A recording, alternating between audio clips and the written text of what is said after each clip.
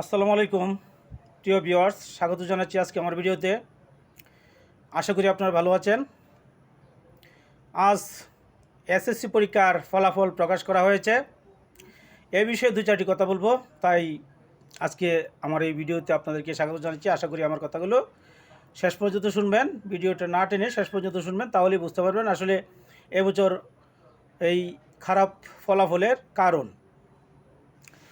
আমি একজন শিক্ষক হিসেবে আমি অত্যন্ত খুশি হয়েছি এবছরের রেজাল্ট দেখে এবং শুনে। তো আপনারা বলতে পারেন যে আসলে রেজাল্ট খারাপ হয়েছে, তাতে আপনার এত খুশি হওয়ার কারণ কি? তা আমি আপনাদেরকে বলবো কেন আমি খুশি হয়েছি।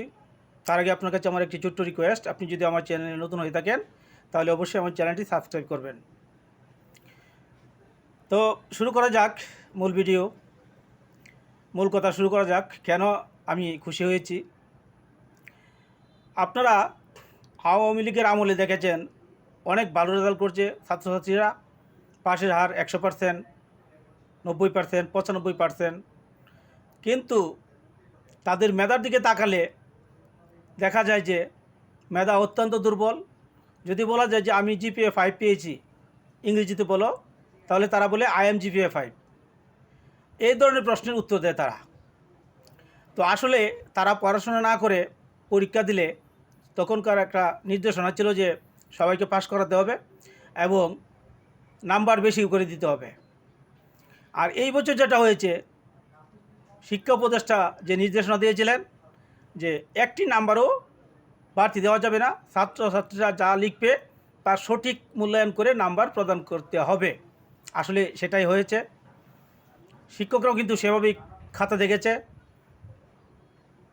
শিক্ষার্থীরা যেভাবে তারা খাতায় লিখেছে তার পুঙ্খানুপুঙ্খরূপে খাতাটা মূল্যায়ন করা হয়েছে, অর্থাৎ কোনো ভুল উত্তরে নাম্বার দেওয়া হয়নি, যার কারণে এই রেজাল্ট হয়েছে। আসলে আমি একজন শিক্ষক, আমি যখন ক্লাসে যাই শিক্ষার্থীদেরকে পড়াই, তখন আমি যে পড়া তাদেরকে দেই এবং বুঝাইয়ে দেই, পরবর্তী দিনে অর্থাৎ পরের দিনে তা যখন আমি আদায় করতে চেষ্টা করি তখন কিন্তু তারা কেউই পড়া শিখে না।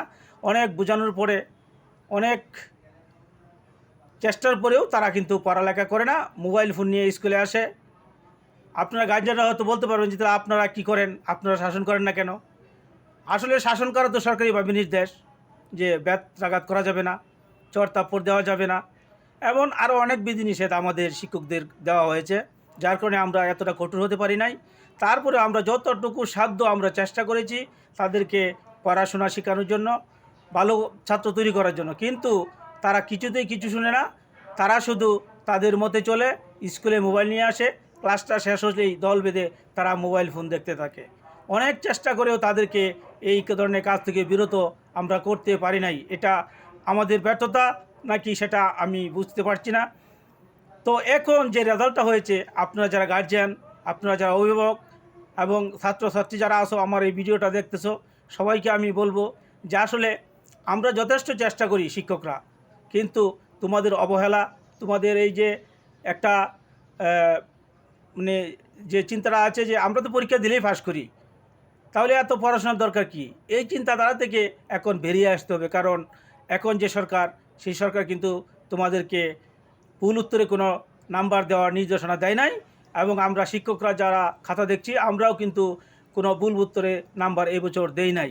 এই প্রক্রিয়াটা চলতে থাকলে আসলে মেধার মূল্যায়ন হবে, এটা একটা ভালো উদ্যোগ। এই জন্যই আমি খুশি হয়েছি যে এইবার যে রেজাল্ট হয়েছে সেটা একটা সঠিক রেজাল্ট হয়েছে। এই জন্য আমি অত্যন্ত আনন্দিত। যারা পাশ করেছো তারা কৃতিত্বের সহিত পাশ করেছো, তারা পড়াশোনা করেই পাশ করেছো, আর যারা পড়াশোনা করে নাই তারাই কিন্তু ফেল করেছে। তো সুপ্রিয় দর্শকবৃন্দ এবং অভিভাবকবৃন্দ, ছাত্রছাত্রীবৃন্দ, তোমাদের সবার প্রতি আমার একটি আহ্বান রইল, তোমরা যারা ছাত্রছাত্রী আছো তোমরা পড়াশোনা করবা, পড়াশোনা করে সঠিকভাবে প্রশ্নে উত্তর লিখবা, তারপরেই তোমরা একটা ভালো রেজাল্ট করতে পারবা এবং কর্মজীবনে তোমরা ভালো একটা কিছু করতে পারবা। সেই শুভকামনা রেখে আজকে আমার কথা শেষ করছি। আসসালামু আলাইকুম, আল্লাহ হাফেজ।